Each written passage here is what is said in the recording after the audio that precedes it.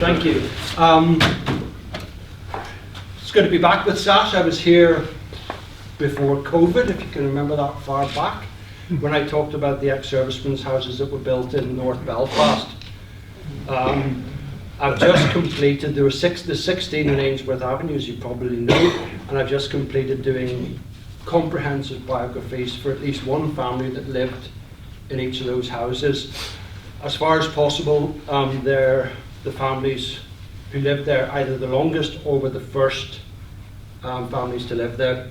That's just a bit of background. So, my chosen subject today is the German air raids in 1941, the Belfast Blitz, as it affected the Greater Shankill Area. First of all, I'm going to define what I mean by the Greater Shankill Area, which may differ from what you understand it, but I've used this just so that I could collect information and collect statistics. So I'm taking the Shankill as being roughly that red area. So basically any of the roads off the Shankill between the Shankill and the Falls and the Shankill and the Crumlin Road, right the way up to the houses that are behind Woodvale Church, but not going right the way up to Ardoyne. At the southern end, I've taken it as running along Townsend Street and the natural continuation of that. Now, some people may say, well, this doesn't work. The houses in, the buildings in Brown Square would be regarded as Shankill. But if I took it down to there, I would then have to take it along to Carrickhill, and that brings in a whole different perspective. So that's what I'm using as the basis. So does anyone want to have a guess? How many people died within that red area in the German air raids of 1941? Probably just over 1,000. No, there wasn't even 1,000 fatalities in the whole of the German air raids. I'm talking about just the Shankill area. Oh yeah. Okay, so 162 civilians died in this area, or they were either living in the area or they died in the area itself, because there were people who maybe lived in one location but they died elsewhere. So you get people who were injured at Percy Street, taken to the Royal Victoria Hospital or the Mater Hospital where they died. So they died outside of the greater Shankill area, but they were injured inside. So I would classify them as a Greater Shankill fatality of the Blitz. There's also people who died in the area but lived outside that area. And some examples of those include James Henry Robinson, who lived on Donaldson Crescent. He died at Heather Street. Florence Edna Brown of Glencairn Crescent, who died at Ohio Street. And William Larkin of Regent Street, which is in Carrickhill, who died at the Percy Street air raid shelter. So I'm including people who died in the area but were not from the area, and people who were from the area who maybe didn't die in the area. It also includes people who lived in the area and died elsewhere. For example, John Joseph Fisher of Lonsdale Street died at the Millfield air raid shelter.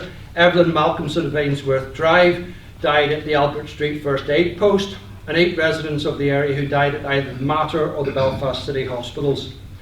Most of the civilian fatalities died during or as a result of the main air raid, which was on the night of the 15th, 16th April.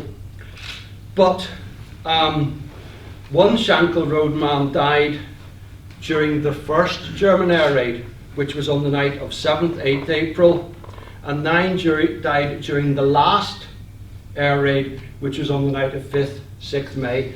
So there are actually 4 air raids on Belfast: 7th, 8th April, 15th, 16th April, and then 2 on consecutive nights. So you have an air raid on the 4th, 5th May, and then a separate air raid on 5th, 6th.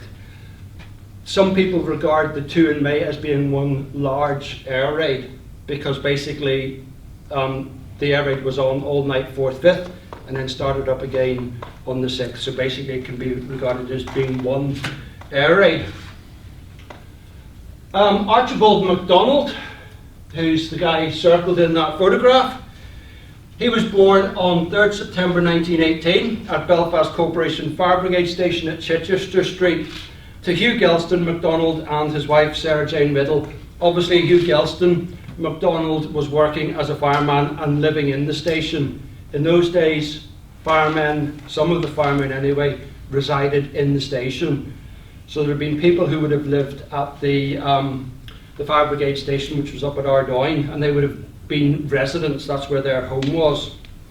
Two of his elder brothers served in the Great War and are commemorated on the Road of Honour for Rosemary Street Presbyterian Church. Stoker John Riddle MacDonald died when he was serving on HM submarine K-17 when she was accidentally rammed by HMS Fearless during a nighttime fleet exercise on 31st January 1918. Has anyone watched The Cruel Sea, the film The Cruel Sea, set in the Second World War? There's a scene in that where Jack Hawkins, who's the actor playing the captain, orders the ship to proceed over men who had abandoned ship, causing their deaths. And it's very similar here. Two other warships ploughed through the survivors of the submarine. Another brother, William MacDonald, was wounded while serving with the Canadian Pioneer Corps. The family was living at Percy Street in 1941, and on the night of 7th, 8th April, Archibald was a member of the Auxiliary Fire Service, and it was sent to Duncrew Street to tackle a fire at the McHugh Dick Timber Yard. A parachute was spotted coming down, and they thought it was a German airman who had ejected from the plane. So they ran to intercept it, only it wasn't a German airman, it was a parachute mine which exploded, killing Archibald MacDonald and his colleague Bryce Hartness. They're commemorated on the Belfast Civil Defence Services Memorial, which is in Belfast City Hall on the first floor.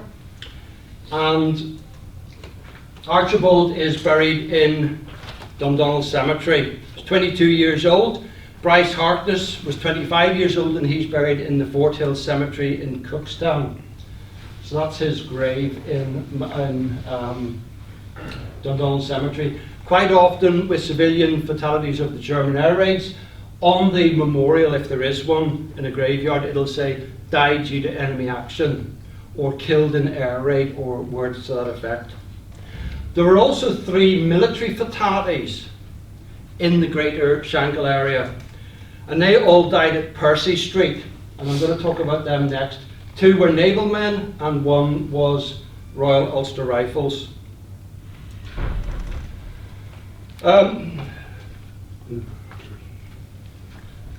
Right, I've got these slightly out of order, but never worry.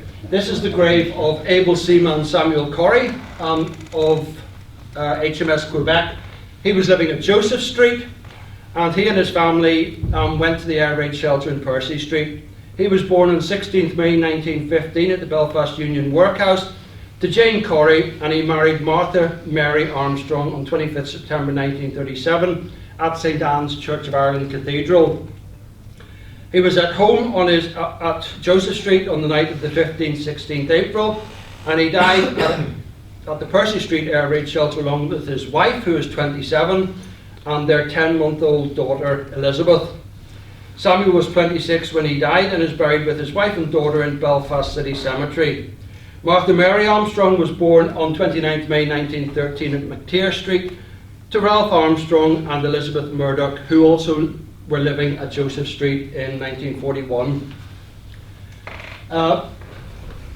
During the early days of the Troubles, a lot of the Commonwealth, or all of the Commonwealth War Graves headstones were removed from their places in City Cemetery and stored. They were later reinstated into the graveyard. But the headstone for Samuel Corrie was put at the wrong grave. And following intervention by myself with Commonwealth War Graves, it was moved to the correct grave in late 2022. My gut feeling is that the guys who had the plans had them upside down, and because he is sort of like 5 rows from the bottom and 10 graves in, and the headstone was at 5 rows from the top and 10 graves in, so it looks like they just had the plans upside down. So that's Samuel Corrie. This is the headstone for Rifleman Henry Slavin. He was serving with the 6th Home Defence Battalion of the Royal Ulster Rifles. He was born on 6th May 1907 at Joseph Street to William Slavin and Margaret Jane Bradshaw, and he married Caroline McIntyre on 13th February 1937 at St Stephen's Church of Ireland on Millfield. They lived at 50 Joseph Street, and Henry was 33 years old when he died at Percy Street on 16th April, and he's buried in Belfast City Cemetery. And the last of the military fatalities is able seaman George James Henry Saunders of HMS Skate. He was born on 15th December 1919 in Brighton to Philip George Saunders and his wife Emily Port, and he served with the Royal Naval Volunteer Reserve. He was 21 years old when he died at the Percy Street Air Raid Shelter, and is buried in Belfast City Cemetery. His Commonwealth War Graves headstone, along with others in the same section, was desecrated a few years ago, and the headstones were replaced only last month. That photograph was taken on the 12th of October this year, and there's a whole row of them which were replaced. So that's the 3 military fatalities who died in the area. 2 of them were Shankill men, and 1 was an Englishman. One of the 9 fatalities from the Greater Shankill who died in the May air raids was Morris Barnett Jacobson.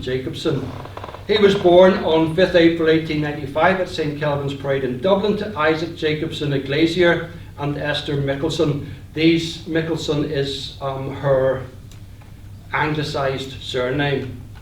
I couldn't pronounce the real surname.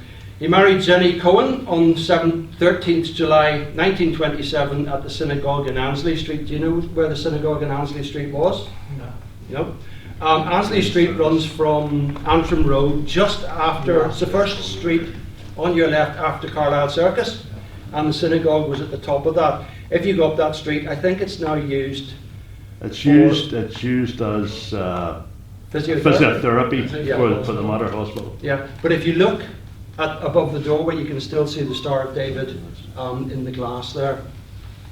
So that was the second of the Jewish synagogues in Belfast. The first Jewish synagogue in Belfast was over in Great Victoria Street, but as the immigrant Jewish population migrated, a lot of them moved into the streets off the Crumlin Road. Like, I think one of them is Israel Street, is that right? Yeah. So it was in Annesley Street, and then it moved out to Fort William at a later date.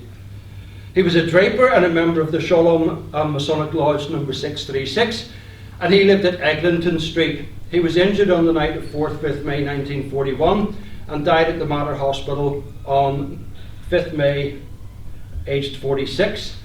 And he's the only, as far as I'm aware, he's the only member of the Jewish or Hebrew faith who died in the German air raids.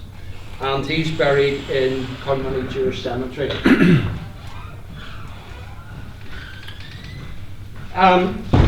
It's not usual to see civilian fatalities recorded on rolls of honour or memorial tablets in churches. They tend to be for members of the armed forces and or members of the nursing services who served overseas. But there are 3 memorial tablets that I'm aware of that record the names of Blitz fatalities. And 18 people from the Greater Shankill area are commemorated on these 3 tablets. 2 brothers on the tablet for Christ Church, which is this one here. Christ Church was at the corner of College Square and Durham Street. It's now part of the library for Inst. 4 women are recorded on the tablet for, which church is it? Oh, he's away. That's Townsend Street Presbyterian Church. So there's 4 women's commemorated on that memorial tablet who died during the German air raids. And 14 people from Ohio Street are commemorated on the Woodvale Methodist Church Memorial. They're commemorated separately from everyone else, killed in the area um, sorry, killed in the air raids. So that is literally just down the road, isn't it? Yeah. Yeah. Well, whichever way the road is, it's just down Tennant Street there. So 14 people, civilians commemorated on that one memorial. And those 14 people came from 3 families. And I'm going to look at one of the families, and that's the Anderson. So I'm going to look at Margaret Dara and Elizabeth Anderson first, and then I'm going to look at the 7 members of her family from Ohio Street. So I'm just going to go back. Yeah, these 2 people, Margaret Dara and Elizabeth Anderson, who were sisters, are commemorated on the I was going to say Tennant Street, Townsend Street Presbyterian Memorial. They were the daughters of John Anderson and Elizabeth Todd of Ballerina near Limavady, and they lost their lives as a result of the German bombing of Belfast. Margaret Anderson was born on 7th April 1879, and Elizabeth Anderson was born on 1st March 1881. Margaret married William Dara on 25th January 1898 at Townsend Street Presbyterian Church, and they had 2 sons, James, born in 1899, and John, born in 1900. William was a fitter when he died of typhoid fever in January 1901, and Margaret, her 2 sons, and her sister were living at Ballycastle Street in 1901, so that's off the old park in the Bone area. In 1911, the family was living at Sylvan Street, and Margaret and Elizabeth, who was a dressmaker, would live in the same house for a further 30 years. The PCI Roll of Honour entry from the Townsend Street congregation records that James Dara served as a trooper in the First World War, but I haven't been able to identify his war services yet. Elizabeth Anderson was 60 when she died at the Mater Hospital on 16th April 1941, and is buried in the graveyard at Carnmoney Parish Church on 22nd April. On the 22nd of April, her sister Margaret died of injuries at the Mater Hospital at the age of 62. The grave was then opened up, and Margaret Dara was buried alongside Elizabeth on 24th April 1941. The Northern Ireland War Memorial's Blitz victim incorrectly records that Margaret and Elizabeth are buried in Carnmoney Public Cemetery. If you're not familiar, the Northern Ireland War Memorial website now has a dedicated section where they record the details for all the fatalities of the German air raids, including the military fatalities. It's a very good resource. The details, the information is quite limited, but it is quite a good resource. The funeral service and the interments were carried out by the minister of Townsend Street Church, the Reverend John Worthington Johnston. He had received a commission as a chaplain in 1939 and was posted to the Airborne Forces in 1942, undergoing parachute training in December of that year. He was later attached to 1st Battalion Royal Ulster Rifles in 1943 and 1944. In 1943 he published a collection of poems which was called, do you know it? No? Poems of from the Parachute Padre. The wills of both sisters named James Dara, a public elementary school teacher, as their beneficiary, and their effects, according to the records, totalled £4,735, 17 shillings and 9pence. In current terms, that's 197,000. Now, how a couple of a widow and a spinster living in the Shankill amassed that amount of money is amazing. James Dara had married Mabel Gray on 2nd April 1926 at Belfast Registrar's Office.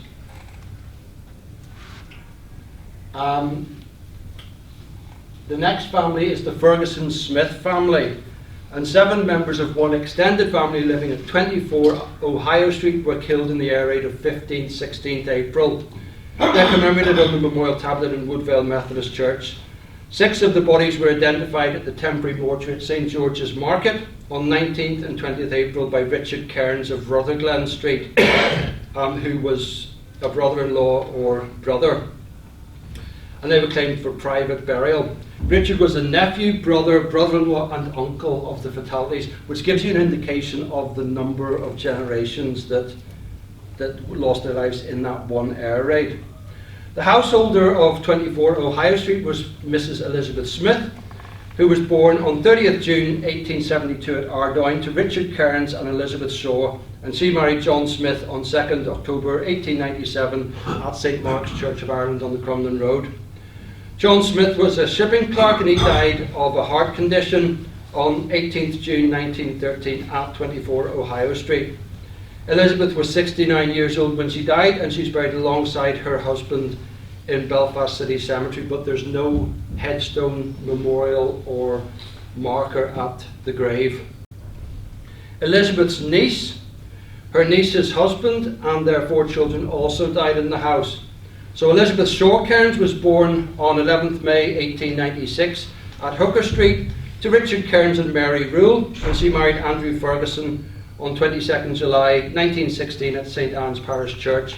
She was 44 years old when she died, although the Civil Deaths Register and the CWGC database incorrectly record her age as 45. But we've got to remember that when these bodies were being given ages, they were estimated ages, because the only people left would be maybe people who didn't know. In those days, you didn't necessarily know your mother's exact age or your father's exact age.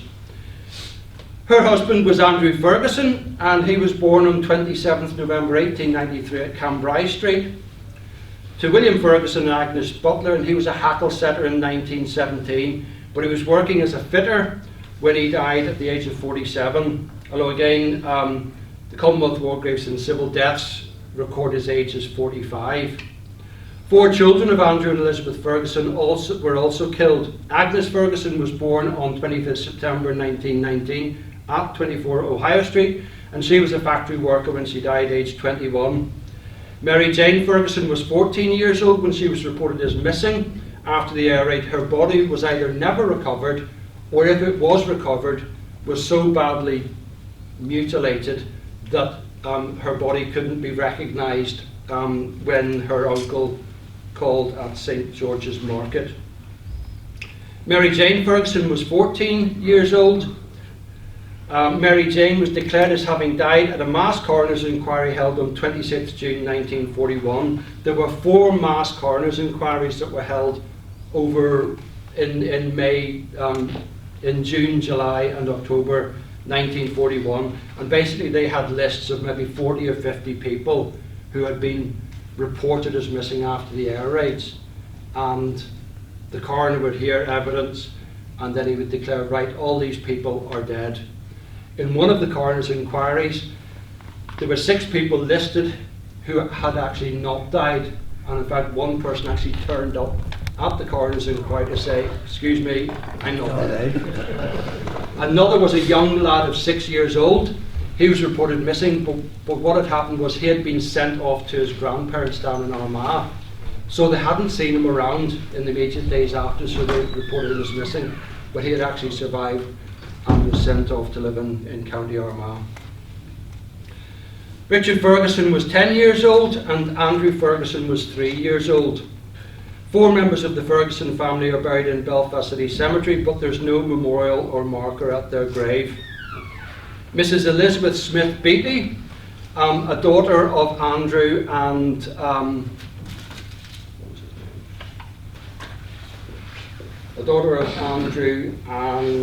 Elizabeth, was survived. She had married, so she wasn't living at the family home. She was the beneficiary of the wills made by her parents, which totalled £188, which is approximately £7,850 in current terms.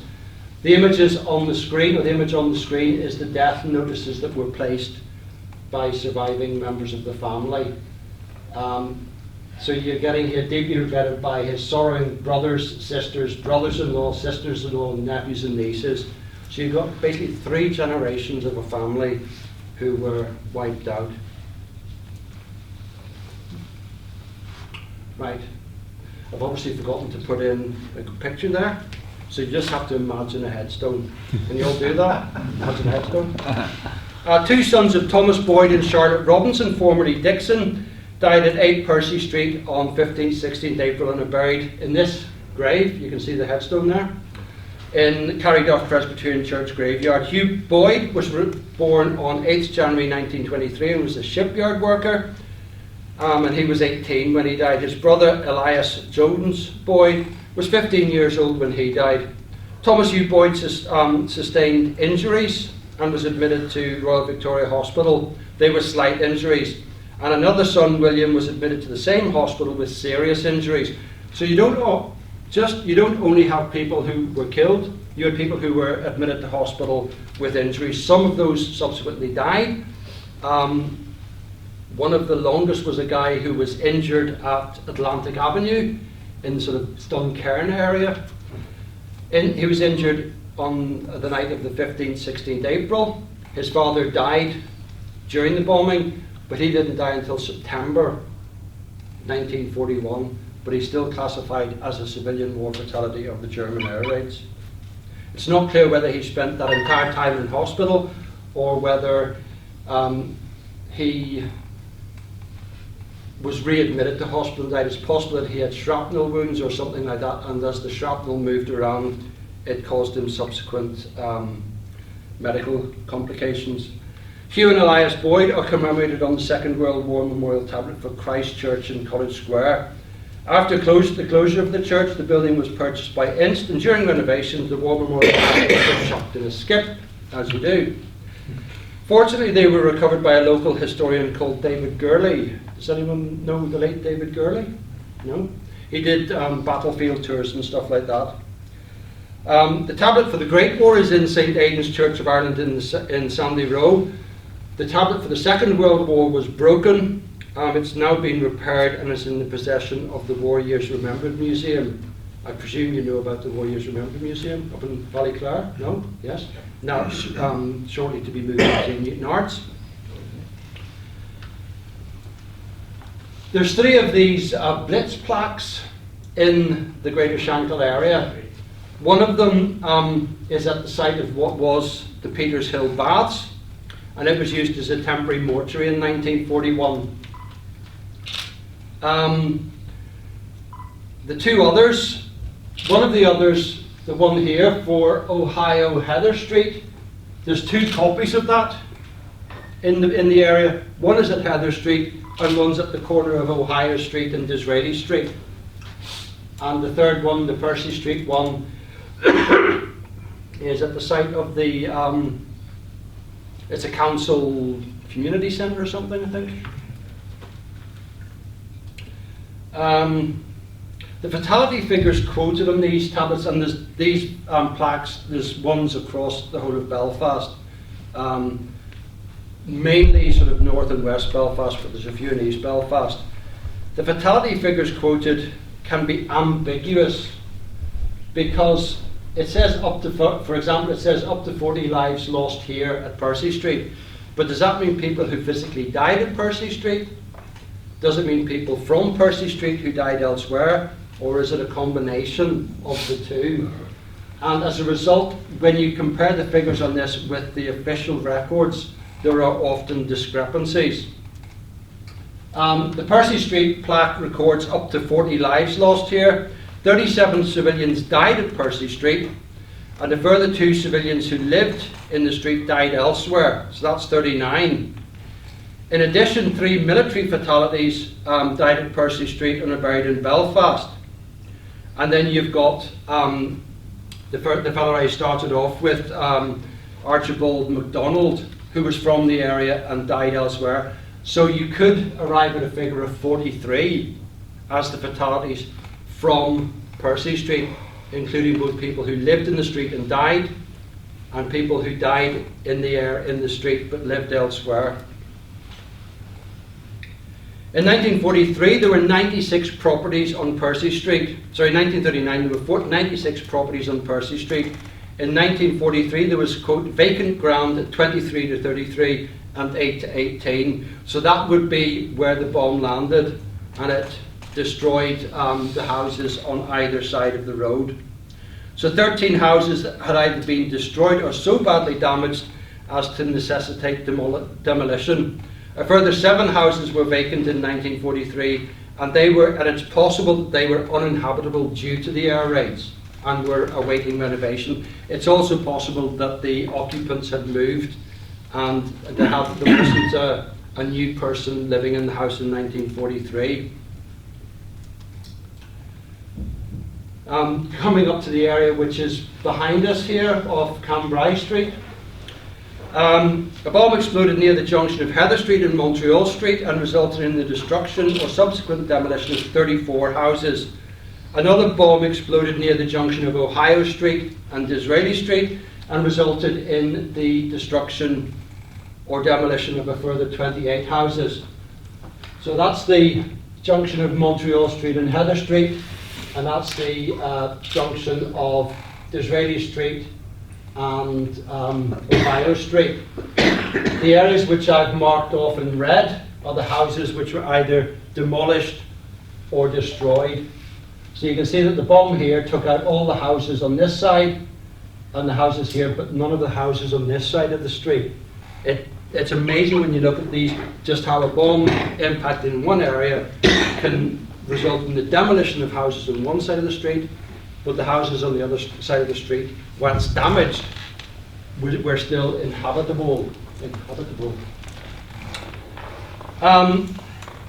One of those plaques is on the wall of the Welcome Evangelical Church, and the other is at the junction of Ohio Street and Disraeli Street. I think it's a Belfast City Council workman's building.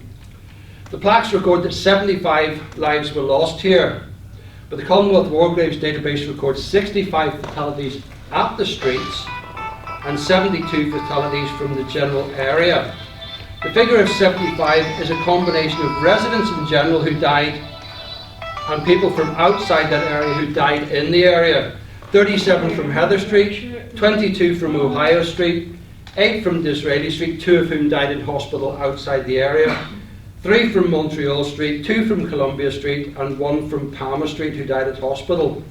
In addition, 1 person from Glencairn Crescent off the Ballygomartin Road died at Ohio Street, and 1 person from Donaldson Crescent off Tweddell Avenue died at Heather Street. So it's not just residents, there could have been people who were visiting when the air raid started. So you can see the fatality figures up there. You're probably all familiar with the Woodvale Blitz Memorial panel, yes? No? The bottom of Enfield Street. It records the names and details of 79 fatalities from the area, and it's the only memorial in Belfast currently that names fatalities from a particular area. There was one in Tigers Bay which listed the names of people from the Tigers Bay area who died, but it was vandalised and has since been removed. So this black panel here records the names and addresses and ages of fatalities from the Woodvale area. It includes some people who lived in the Lower Shankill area, as well as people who lived in the area. Some of the details in there are not quite correct, in that there were 2 Ferguson families living in Ohio Street, one at number 24, which I've already talked about, and one elsewhere. But the plaque records all the Fergusons who died there as all living at the one address. So they've included a Ferguson into the 24 Ohio Street, but he didn't live at 24. He wasn't connected to that family. Final bit for my talk.